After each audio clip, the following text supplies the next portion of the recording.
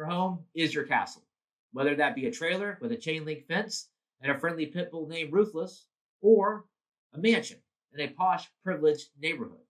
When life starts slinging manure your way, your best bet is to hunker down and ride out that shitstorm, which of course you can do if you're prepared. But even with the best preps in place, your home, and in particular your location, can prove to be your undoing. Today we are reviewing the top 5 worst locations for long-term survival when the good old shit hits the fan.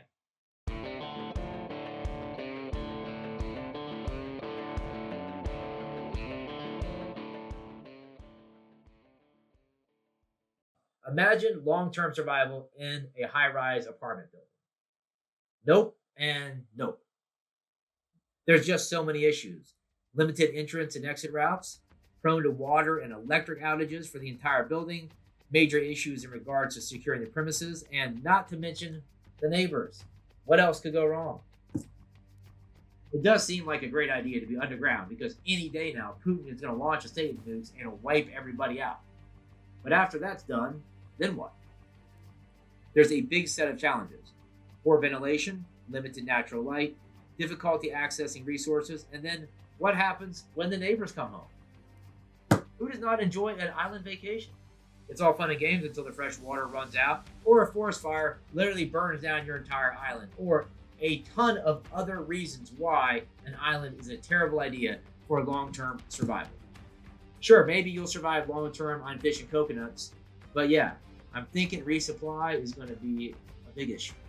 In many ways, a home on wheels might seem like a great plan for long-term survival. When things get bad or resources dry up, you can just easily pick up and move. However, moving to find resources and suitable shelter can obviously be exhausting and risky, especially if you have no stable base of operations. And then, of course, at some point in time, you're going to need fuel for your vehicle. At some point in time, your vehicle is going to break down and you're going to need to fix it with parts that are going to come from where, right? Yeah, so definitely a lot of variables to consider with this option.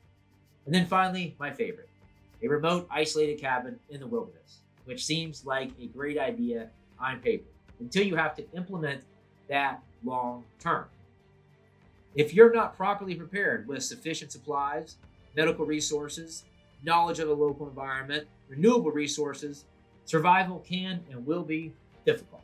And you know what? Here's something that people don't talk about in videos like this when we're talking about bug out locations. People don't talk about the fact that you could choose the best bug out location. But if you are isolated and alone and without community and without a network of like-minded people who are going to have your back, guess what? That's going to be a rocky road for you. Networking, community, building relationships, that stuff takes time. But what if I told you there's a community that you can join right now full of like-minded people looking to level up their lives in all ways possible, from survival to fitness to relationship to wealth building, you name it. It's called the Warrior Tribe, and I'm going to drop a link to our free Discord channel down there in the pinned post and the description. Now let's flip the script and ask a simple question. What is the best location for long-term survival? I'd love to hear your take on this, and I feel like somebody is going to pick the high-rise apartment building. I just know it. And don't get me wrong, there's definitely some advantages. I do my best to reply to all comments in a timely fashion. But these days, I'll be honest with you, it's getting kind of overwhelming. And I'm very thankful for it. There's a lot more comments, a lot more views, a lot more subscribers, but it's a lot to deal with. So if you want first priority response to your comment and a toolkit of survival themed emojis, then please go check out our new membership tier that we just launched. When it comes to choosing the best location for long-term survival, there's definitely a lot of different variables to take in mind and consider. I did an entire video on this. It's a 10-point checklist designed to help you get started in the process of finding that perfect bug out location. So be sure to check out that video when it pops up in the suggestions. But at a very high level, the ideal bug out location would look a little something like this. It's located on the fringes of society, in an area where designations prioritize rural and low-density development. The topography would be suited for a garden and defense from intruders. The location would provide access to a 24/7 supply of water and related resources such as game animals and timber. But those are just a few considerations. If you want a deep dive on that selection process, be sure to check out that video. And hey, above all, it's important to remember that finding the property and purchasing property and having some sort of dwelling on the property is just the first step. Supplying the property, living there, tending the garden, learning the land, getting in good with the neighbors, all of that takes time. And we all should have started a long time ago. Hey, I just thought of another location that would be absolutely awful for long-term survival. Imagine shit hits the fan and you're in a foreign country.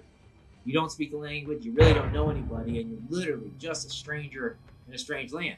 I guess at that point in time, you're a refugee. But if I'm really being honest here, doesn't Dr. Evil have the lock on the perfect location? And with that being said, thanks for the support, and I'll see you in the next video.